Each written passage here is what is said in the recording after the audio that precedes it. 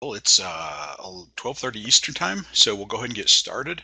My name is John Mann, and I'm an assistant professor at Michigan State University, and I host the series Innovations in Agriculture and Rural Development, which is sponsored by the North Central Regional Center for Rural Development.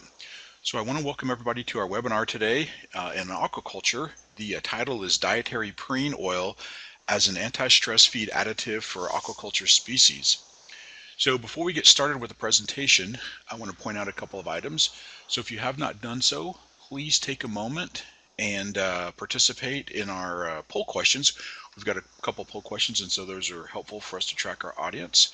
And I've included a couple items in the chat box, and so those include my email and Jake's email, as well as the YouTube channel URL for our website, which is where we post the videos. So we are recording this, and a copy of this will be up on our YouTube page within a day or so. So hopefully you'll get it there. Today's Tuesday, so we'll get it there Wednesday. Finally, today's presentation is about 25 minutes, and we'll have about 10 to 15 minutes for questions and answers. So as your questions come up, please enter them in the chat box below, and I want to thank everybody for joining us today. And with that, Jake, I will pass it off to you. All right, great. Thanks, John. I'm thrilled to be back. It's been about a year since I was last on giving a introductory presentation on our Preen Oil project, and I'm thrilled to bring you the next iteration of our Preen Oil research and commercialization project. And as soon as John gets the slides up, we'll get rolling here.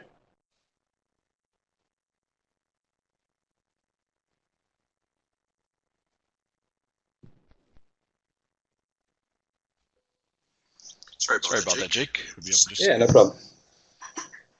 All right, so we've been developing Preen Oil as an anti-stress feed additive for various aquaculture species. And this is a project that was started several years ago at the UW-Madison Animal Science Department. It's part of a animal biologics initiative, which I went into in more detail in my last year.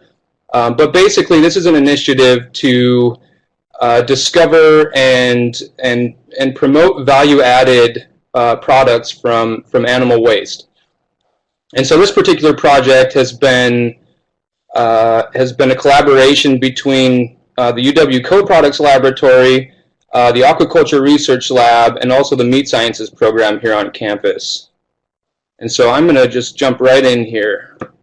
So today I want to go over a little bit of U.S. salmonid aquaculture, and I'd like to touch on some of the impacts that fish health is having on farm efficiency and farm income, and this will segue into the preen gland and a lot of our work on how the preen gland helps manage fish health through stress management, and then finally we'll dive into the commercial application of this, which is called Cosajoba oil.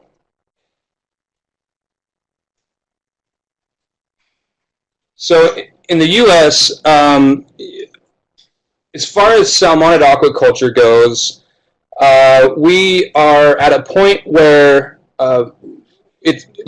rainbow trout and Atlantic salmon, they're produced all over the U.S. They're concentrated in a couple of states. But I'd like to highlight a couple of opportunities that and a couple of trends that are happening that we're seeing in specifically salmonid aquaculture. And what I would touch on is, so rainbow trout production, I think I lowballed this a little bit. I think it's more like 30,000 tons. But between rainbow trout and Atlantic salmon, we're producing about 60,000 tons per year in the U.S. In terms of imports, we import a little bit of rainbow trout, but if you look at that Atlantic salmon number, we're importing well over 90% of the Atlantic salmon and particularly the food fish market of Atlantic salmon in the U.S. So there's some major opportunities for raising salmonids in the U.S. right now, particularly just for the sale of the fish itself, for rainbow trout, there's a yearly opportunity of about 175 million.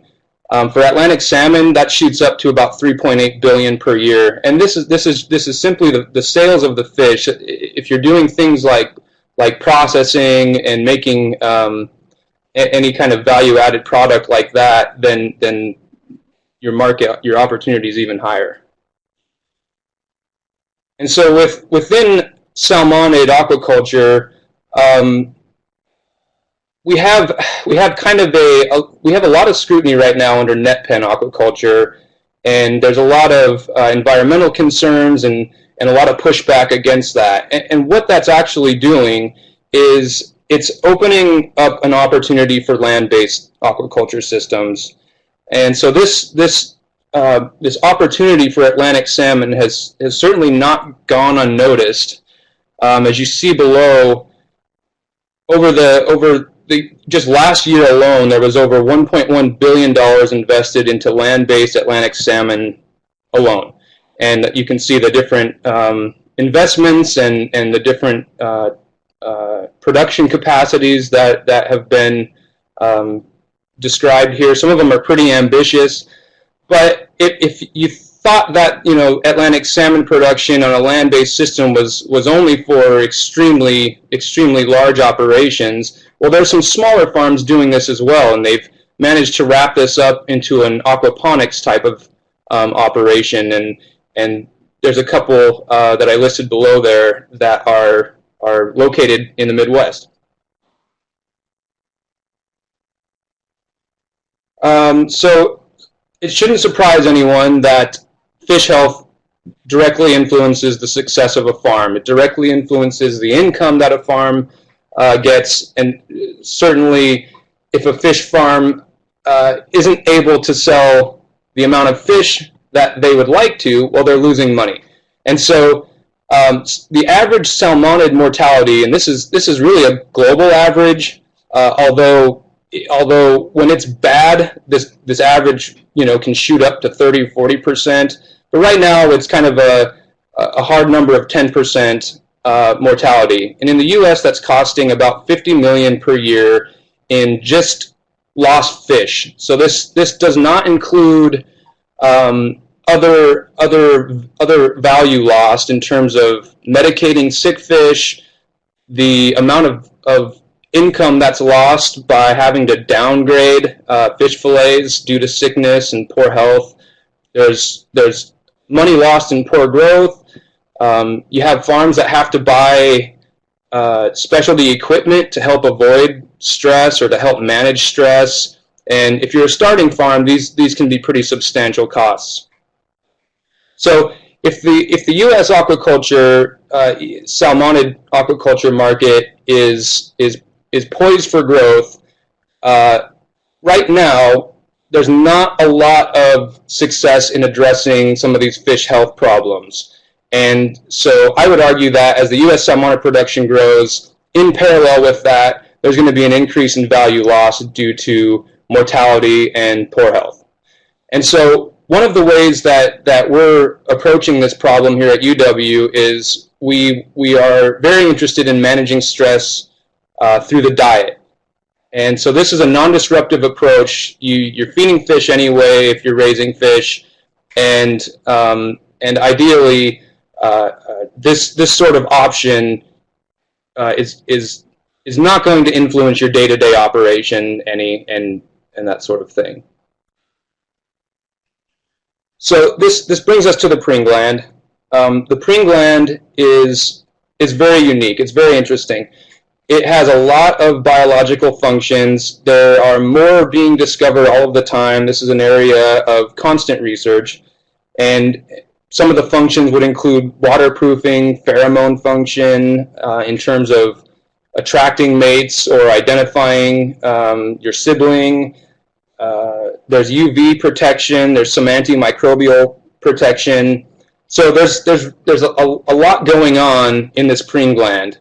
In the U.S., the preen gland is interesting because there's about 10 billion now broiler chickens produced each year in the U.S., and each one of those has a preen gland. And right now, the preen gland is essentially very low value. It's a segregated waste product, so if you were to buy a whole bird at the grocery store, you're not going to get this preen gland with the bird. These are removed basically at the same time that feathers and feet and other inedible parts are removed. So I touched on last year a lot of the reasons why we got really excited about researching preen oil in aquaculture, but suffice it to say that this all started with identifying that preen oil had some very potent anti-inflammatory benefits, and we tried to translate that into growth of certain aquaculture species, and essentially we pivoted over to stress after realizing that there was some serious benefit to the preen oil in this area. So this is just a table. I won't go through the whole thing in its entirety, but we've tested a lot of different aquaculture relevant stressors like hypoxia and temperature and seawater handling stress. So far what we've seen is that preen oil is effective across the board at different levels, and I'll point out that perch, interestingly enough, we saw no effects on stress. Perch are in a class all their own, it seems like. So this isn't. There are mechanisms at work here. There are very specific applications that we're finding out, and this is all part of the fine-tuning process that we're going through. Just a little bit about the mechanism. The primary stress hormone in fish is cortisol, and so some of the assays we've been working on involve measuring cortisol in terms of the stress response in fish fed either a fish oil containing diet or a preen oil containing diet. And so this figure I have up is a representation of an ex vivo type assay where we take kidney cells from either rainbow trout or Atlantic salmon fed either fish oil or preen oil, and we are able to culture those cells and stimulate them exogenously with physiological cortisol levels. And what we're doing is we're measuring how the fish handles that cortisol, how it physiologically clears it and deals with it. And so what we've been seeing is that fish fed to preen oil have an increased rate of cortisol clearance. And kidney being one of the primary metabolizing organs, there are others, but kidney is pretty primary here. And so we're working right now on investigating this mechanism. We know that at least one of the effects of preen oil is through cortisol, or it's affecting cortisol. And so I have a lot of interest in digging into the interplay between the stress response and immune function here. So this brings us to Cosajoba oil. Cosajoba oil is this is a stress management feed oil for commercial aquaculture, and this is really the commercial adaptation of preen oil. So how we've been developing this here at UW is several years ago we started with a lab scale type of production where it was a lot of characterizing, a lot of manual labor, and we've since moved on to a small batch type processing where we can make kilogram quantities of Cosajoba oil that we're now trialing in various applications like salmonids and other species. And as of now, we've been able to generate a blueprint for commercial scaling, and so we're busy putting together equipment costs and that sort of thing. But we have we've made a lot of progress in this area.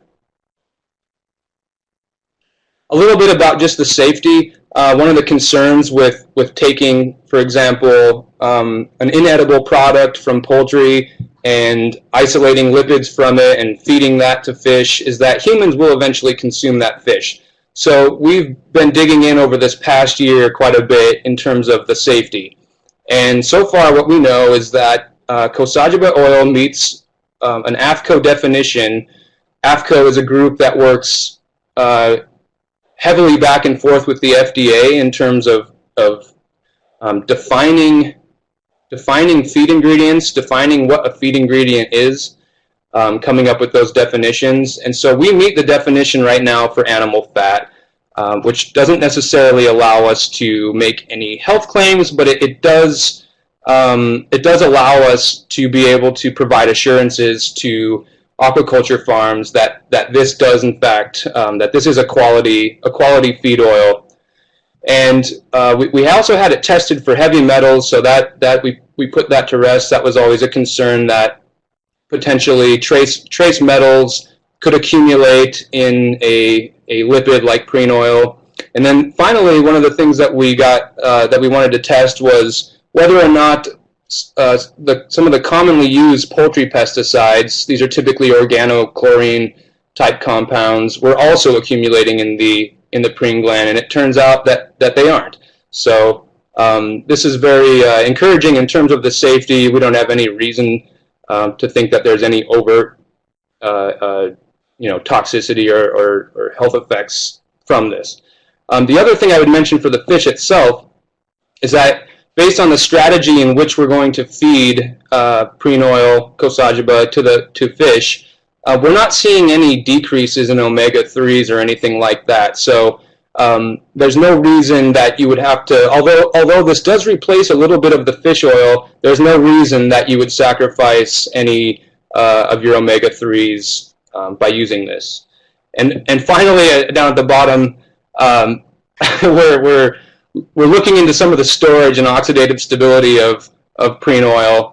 And this was a study that just came out last year talking about the uropygial gland, which is another name for the Preen gland, lipids being preserved in a 48-million-year-old bird. So while it's very encouraging, we still need to define a little bit of the oxidation and stability. Briefly on the competitive side, other major feed producers, they all have their own specialty feed for helping with stress situations. Some of them have concept diets for example, Atlantic salmon, when they go through the smoltification stage of their life. There are specialty feeds and concept diets available to help them through that process. So we're not alone in digging into this particular area. But the issue here is that few of these products actually have a very clear mechanism of action. Most of them are designed to optimize nutrition around the stressor. So they're not really targeting the stress response itself. They tend to assume that the stress response is going to happen, but provide as much nutrition as you possibly can to help that fish cope with whatever it's dealing with. Cosagiba oil is a little bit different in that it actually does target the stress response. We're seeing where the cortisol stress response, the cortisol signaling molecule itself, is cleared faster, and this has a lot of downstream effects in terms of if cortisol is allowed to hang around too long, you end up in a situation where your fish is going to slowly become immunocompromised, and when that happens, you really open the door to a lot of opportunistic infection and other health problems. So while the stress response is good, if it lasts a little too long or if it's chronic in nature, this is going to present a lot of problems in terms of the health of your fish. Some of our current and upcoming trials, we have ongoing Atlantic salmon and rainbow trout work. Here at UW, we're still investigating the mechanism of action. We also have experiments going to refine feeding dosage requirements, and we are developing quality control standards for the oil as well. We're also always keeping an eye towards other value-added applications. I have a lot of interest in also looking into some of the gut barrier function. Gut barrier seems to just be intimately tied with everything that a fish does. So we're always kind of looking into these other ways where maybe this would benefit fish health. Some of the trials we're engaging with are everything from land-based salmon and trout, pond and raceway trout. We're working with some Norwegian producers, and even diving into Wisconsin-specific species that are not salmonid, such as perch and walleye.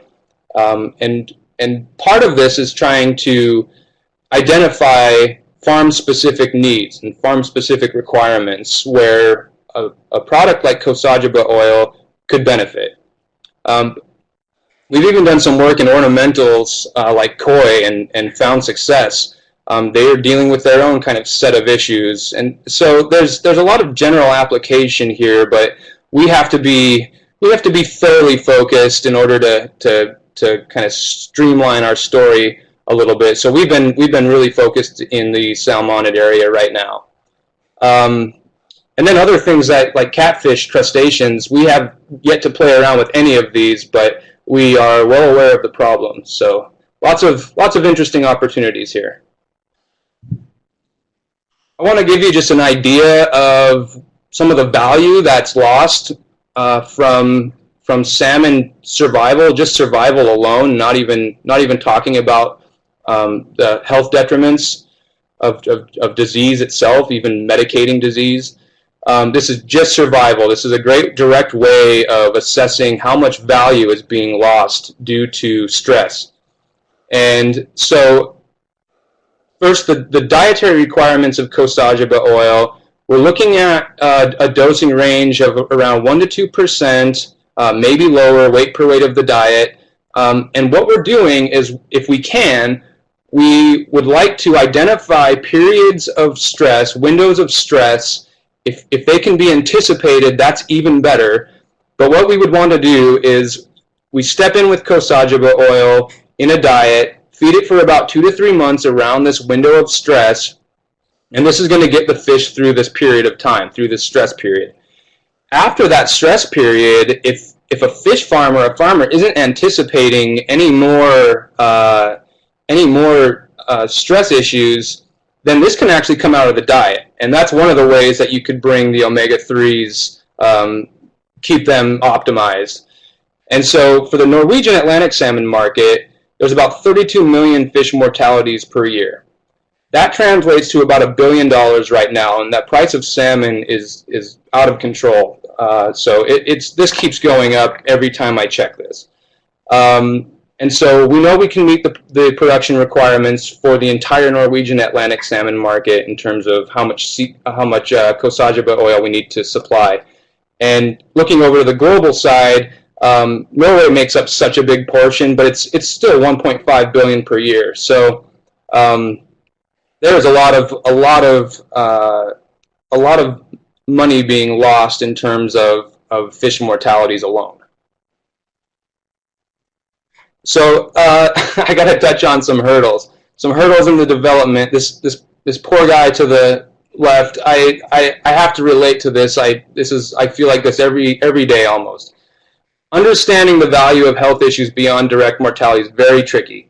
So mortality is easy because essentially we figure out how much input has been put into the fish up until the point that it died, and we can price the fish, figure out exactly how much money was lost due to that mortality. It's a lot trickier to assess the value of some of like downgrading, for example, fish fillets, or the value of not having to run specific anti-stress equipment on your farm and this kind of stuff. So what we're trying to do is and what I've been doing is going out to aquaculture farms and really specifically with the intent of trying to identify where Cosajoba oil might benefit a specific farm, is we need the input from aquaculture farms. They're all different. And so, that's been a hurdle, is trying to get input from the farms, identify exactly what the issues are, how much it's costing. The other area is, since fish species they tend to be so different, that the assays and models we use, while they may work for one species, they may absolutely not hold up for another species, and there needs to be method development that goes into that. And specifically, I've noticed this with a lot of the immune assays.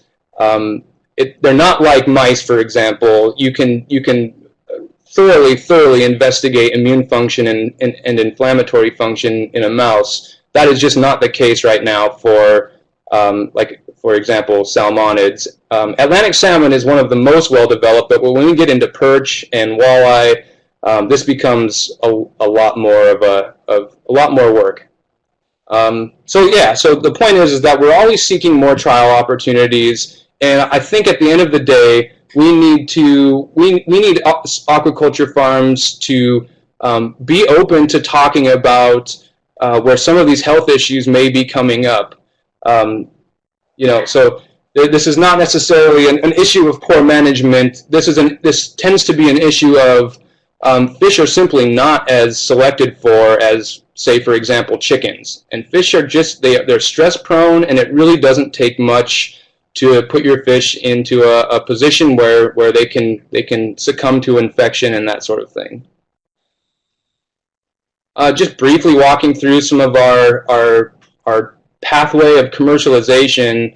One of the most important things that I could recommend, or that we've done in our project here, is getting pre-commercialization feedback in lots of various forms, getting as much information as we possibly can on before we go launch into an outright commercialization endeavor. And so one of my favorite organizations in this process is called Discovery to Product. That's here at UW-Madison. And when we went through this program a few years ago, it was great. We got a lot of feedback from industry type professionals, and so I think for us, I don't think anyone was involved in the aquaculture sector specifically, but that was actually not a bad thing, because we were so focused on the aquaculture sector that when people started weighing in from other just life sciences area, it really opened our eyes on a lot of things. So by the end of that, we were running financial models and all sorts of stuff. So that was great.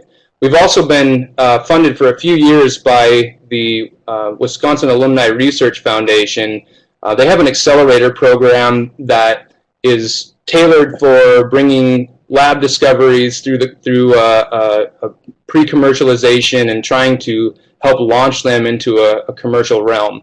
So that has been extremely important in getting us to where we are now. And we've had other funding sources at the beginning, some technology innovation funds. We do have a patent that just issued for the use of Preen Oil in aquaculture. So we are now have since submitted some phase 1 SBIR grants that we're waiting on. So fingers crossed there. We've been steadily engaging with regulatory. I talk fairly regularly with feed ingredient investigators, trying to understand what our pathway is going to be, making claims, that sort of thing. And now we're engaging with feed producers and as I mentioned, aquaculture farms. And so now we're at a point where we're developing production costs, and we're talking with suppliers, and really diving in pretty deep here at this point. So I want to mention some of the funding and support we've had beyond WARF itself. UW, like Stevens Point, Freshwater Institute, these have been groups that have helped us with a lot of expertise in the area, supplying us fish when we need certain species. We have some international university collaborators right now in Norway, and of course I have to mention Michigan State, because this Innovations in Agriculture platform is an incredible way for us to be able to share what we're doing with the community here. So that's extremely important. Finally, going on here at UW-Madison, we have this project is part of a bigger picture, I would say, and there's a lot of investment and a lot of interest going into a new meat sciences building on campus here. I provided a link in case you want to visit that and see what's all going on there. But really, this is that emphasis on animal biologics, adding value to animal agriculture waste and byproducts. And so there are people who would argue that some of the value-added products of animal waste are actually more valuable than the edible products themselves, and in fact that the edible products are the byproducts. So there's kind of a growing resurgence here in mining some of these bioactive type compounds out of things that are being thrown away. And so this new building is intended to develop all sorts of projects in really whatever your imagination can come up with, and that can include cattle, swine, poultry, fish, sheep, goats. So very exciting. And that's essentially the wrap up of my presentation. So I was a PhD student in Professor Mark Cook's lab in the Animal Science Department. I got my PhD through him, and every year we go over to our poultry research lab and gather up a bunch of chickens and take Christmas card photos, and that was a yearly tradition. He's since passed away, and so I have to mention as far as his involvement in this project. I mean, he introduced me to poultry and the preen gland. I've been his lipids guy in the lab for several years, so he really got all of this started, and I have to make mention of that. And so I think that is going to do it, and so I can start taking questions now. Thanks. Jake, thanks for the presentation. So for those of you in the audience, if you'll go ahead and type your questions into the chat box below, so Jake, as people are thinking about their questions and going to enter them, I'm gonna ask you a couple of things real quick. First is, can you talk a little bit more about some of the producers you've been working with on this project, and also what are you specifically looking for in terms of pairing up with groups or with producers? Yeah, so in terms of producers, what we're looking at is the strategy would be that we work Cosajoba oil in with feed producers in a way that we can simply include the oil into the feed production process itself. That we definitely looked into whether it would be worthwhile to try to make some kind of business out of, farm to farm top coating of diets, species, so being able to, hit the Midwest market, so to speak, or maybe the East Coast market or the West Coast. But what we've decided on is that we're really interested in this salmonid area, and some of the major feed producers right now in the U.S. and overseas, really they're providing a bulk of their feeds to salmon and rainbow trout, but they have other specialty type diets that go to other species as well. So the process is that we would like to partner with some of those if we can. Okay, great. Thanks for that. So looks like we got a couple of questions. So first from James, how likely is it that the U.S. just imports and not produces at home? So I'm assuming that's regarding aquaculture production in the U.S. And are you anticipating this preen oil going overseas? So I guess that's another interesting question is I guess what he's thinking about is, where are we going to produce, and is this an innovation that may have better applications overseas if there's not a lot of production going on here? Well, I think the short answer is both.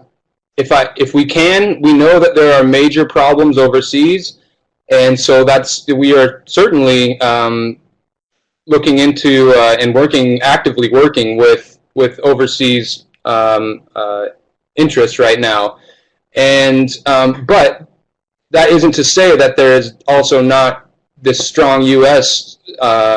Market opportunity as well. I think the challenge with the U.S. opportunity is it lies within identifying the best types of really identifying the benefit here, and that goes hand in hand with identifying and valuing the problem. So for overseas, it's pretty simple. Smoltification is a huge problem, and if you're a Norwegian Atlantic salmon producer, you already know that throughout the land-based phase and the seawater transfer phase, which encompasses smoltification period, that's where you're losing. That's where all of these, a big chunk of health problems are going to occur over this period, and the mortality is going to skyrocket through that period. And so, so it's easy. It's a little more. It's straightforward knowing exactly how to plug this in overseas. It's U.S. that gives me more headaches because it's such a. Every state kind of has their own aquaculture program going on, so it's tricky. Okay, thanks for that. So next question, this is from Amy. Have you seen examples with connecting poultry and agriculture or aquaculture industries, excuse me? If so, where? If not, what are the opportunities? That's a really good question. I think this is a question that I've talked about. Yeah, that's in terms of yeah, I mean poultry waste is, there isn't a poultry processor around that wouldn't want to find value added in their poultry waste, and so yeah, I think there are tons of opportunities in trying to identify I mean, there's way more going on in terms of the byproducts realm than even just the preen gland. So there's a huge opportunity right now in connecting poultry with aquaculture and other industries as well. In fact, that goes similarly with any animal agriculture byproduct. Yeah, kind of this moving around of low value waste. Yeah, tremendous opportunities. I haven't seen any. I'm not aware of any poultry-specific technologies that are going into aquaculture right now beyond this one. But that's a good question, and I need to dig more into that. But I'm not aware of anything other than maybe just rendered poultry fat going into diets a little bit. But I don't even see that. Okay, thanks for that response. So next from William, have you identified other fitness costs using this on salmon or other fish species? I'm guessing maybe some of the negative side effects from this?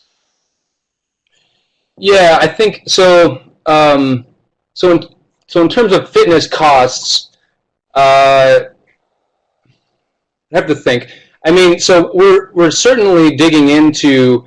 I mean, you kind of saw that table I provided. It's a matter of if we're talking about kind of the fillet type downgrading and some of those other type of farm type costs or that sort of thing, then yeah, we are digging into that. In fact, we're digging into some vaccination type studies.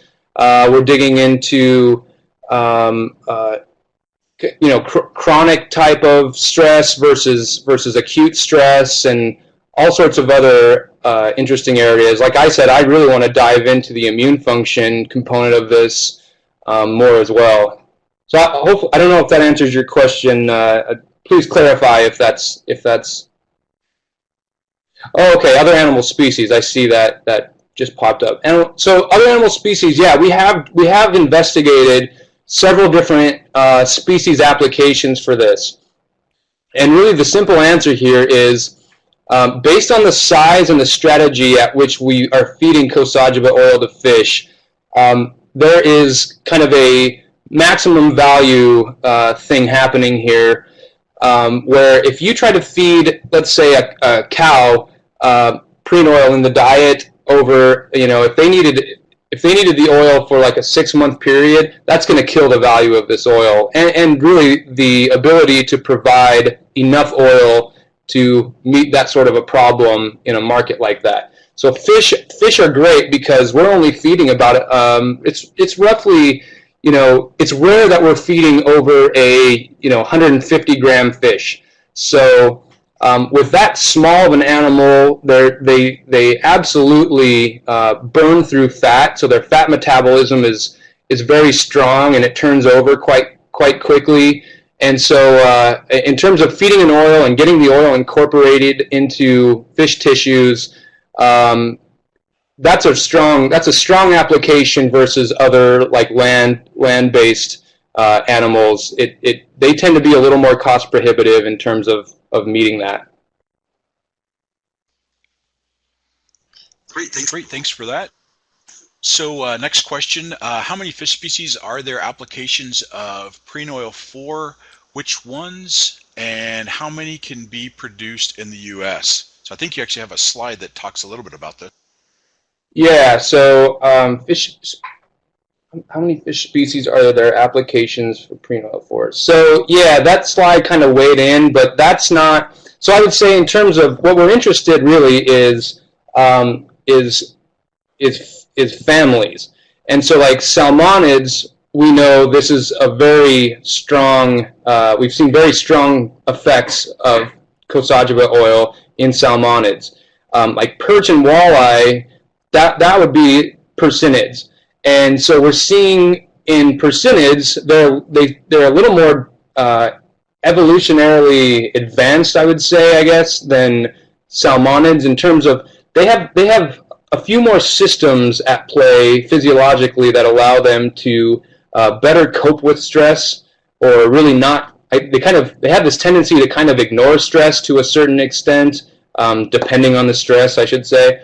But we find that it works less well for stress type issues in those in like persinids. And then if you get into like koi and carp and that sort of thing, well, we start to see effects again. So I think it's an issue of there's a kind of a compounding issue of, well, there's different species, but there's also different stressors, and that's not a trivial thing. I mean, there are chronic stressors, acute stressors, there are multiple stressors. Sometimes it's just one really hard stressor.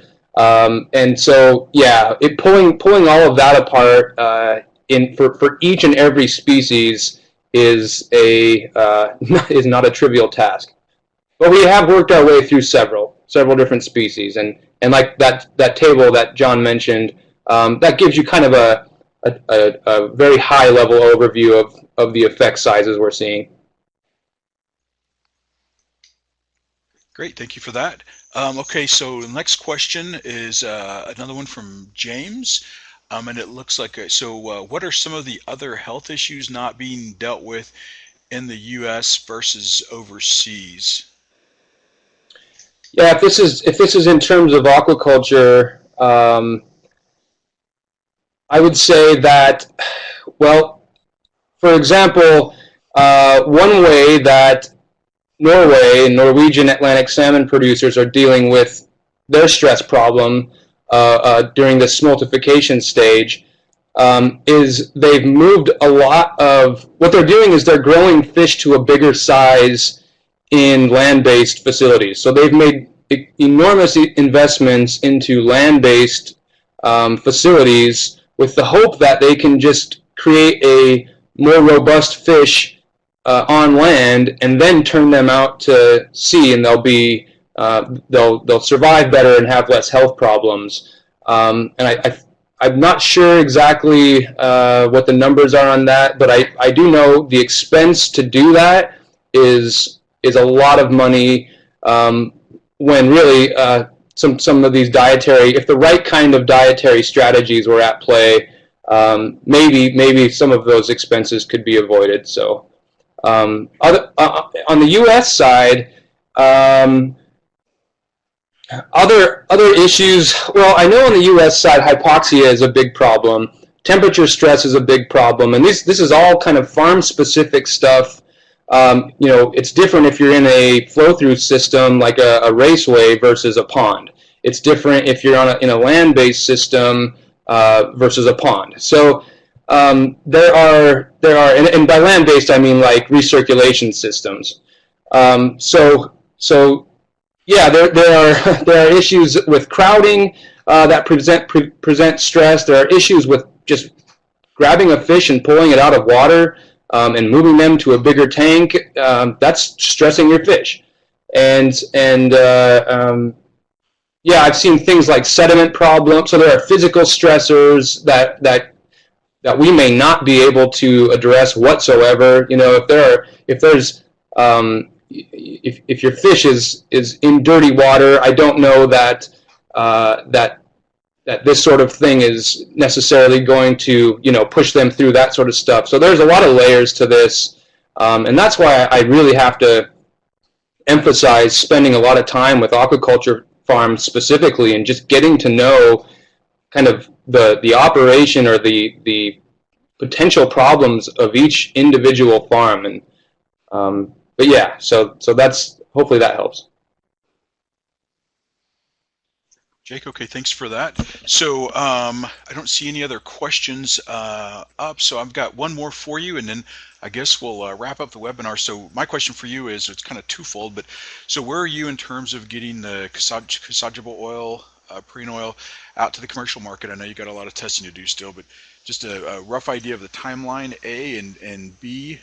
So you did touch on your next steps, but what is the kind of your immediate need? What are you looking for next in terms of maybe producer resources or something like that? Well, right now, I mean, we have the ability to scale pretty well for trials. So I think for us, we would like to be able to go to a feed producer and say, look, for the U.S. market,